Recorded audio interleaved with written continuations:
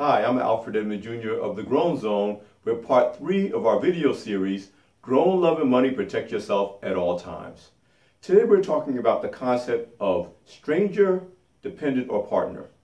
This is a key question you need to ask at the beginning of your interest in a person before you engage yourself financially with that person, paying bills, picking up expenses, providing for their financial needs, or commingling your finances by co-signing for a car, an apartment, or any other thing. So the first thing you have to understand is that everyone starts out as a stranger.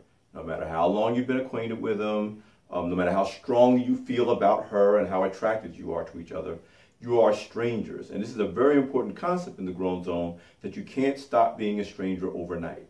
It takes time to get to know someone, and in this case, we want to know what their financial habits are. Where do they live? Where do they get their money from? How do they manage their money? And that can only be learned through investigation, observation, and time. You can't instantly turn someone from a stranger to a partner. Now let's say you've gone through that process and people are going to fall into one of two categories. They're either going to be a dependent or a potential partner.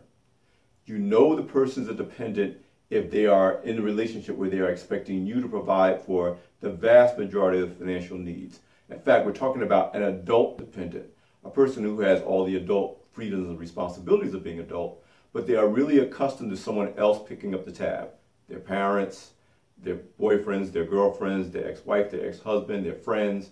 In fact, they even resent the idea that they should use the sweat of their own brow to provide for themselves. If you get into a relationship with this person and you, out of a desire for love, and you want to keep them with you, and you want to provide for them, you can get caught up in some very, very bad financial decisions because you're going to feed someone who's going to be expecting you to provide for all your financial needs.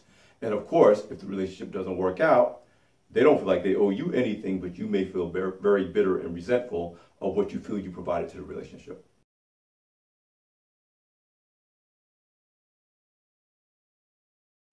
But let's say you're going along and this stranger is not a dependent. They are financially responsible people. They expect to pull their own weight, and they certainly don't expect you to provide for them.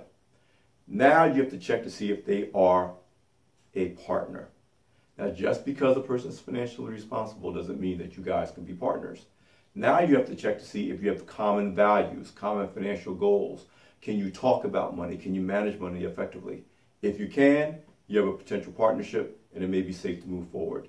If you can't, then you'll be happy you didn't commingle your finances, because now you can step away from each other without doing damage to either person in terms of their financial commitments.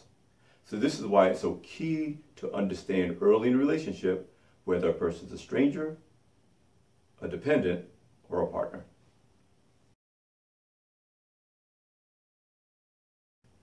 So listen, thank you so much for joining us for this 3-part video series, Grown Love and Money.